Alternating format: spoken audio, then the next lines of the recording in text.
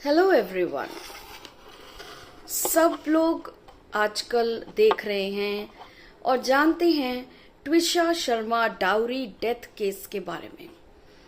जब मैंने किरण बेदी जी मैम का इंटरव्यू देखा तो मैं उनका जो कहना है उससे बिल्कुल सहमत हूं कि मैरिजेस आजकल इंडियन सोसाइटी में एक मनी का एक्सचेंज रह गया है, ट्रांजैक्शन रह गया है। आप दे रहे हैं, वो डाउरी मांग रहे हैं, आप दे रहे हैं, तो आप इक्वली उसके क्राइम को बढ़ावा दे रहे हैं। एज अ पेरेंट आपने शादी में दिया, मतलब आप अपनी लड़की दे रहे हैं, वो डाउरी मांग रहे हैं, आप एग्री कर रहे हैं, तो इसलिए आप उनकी जो डाउरी की जो लालच है उसको बढ़ावा दे रहे हैं।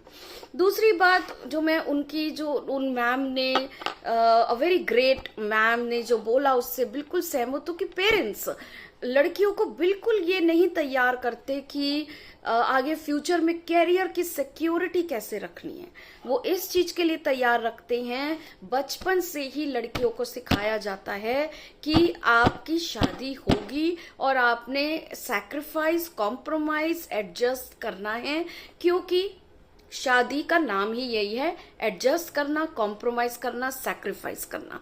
और आजकल तो इस चीज को लेके भी बहुत ज्यादा बोला जाता है कि क्योंकि उन्होंने खर्चा बहुत ज्यादा किया है, क्योंकि पहले इतना ज्यादा खर्चा नहीं होता था।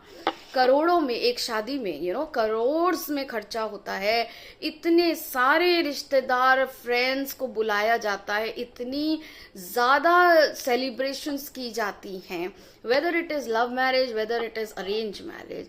तो ये बहुत ही इम्पोर्टेंट और बहुत बड़ा मुद्दा उन्होंने जो उठाया है कि लड़कियों को अपने फ्यूचर सेफ्टी के लिए तैयार करिए। जिस तरीके से आप इस तरीके से लड़कियों को भी तैयार करते हैं कि मैरिज के बाद एडजस्ट करना है किसी भी हालत में। मेरा ये मानना है from my own experiences of my bad marriage कि अगर आपके ऊपर या लड़का है या लड़की है, अगर आपके ऊपर कोई इनजस्टिस हो रहा है मैरिज में और आप उसको सहे जा रहे हैं, तो आप इक्वली उस इनजस्टिस को सहने में उस इनजस्टिस को बढ़ावा दे रहे हैं।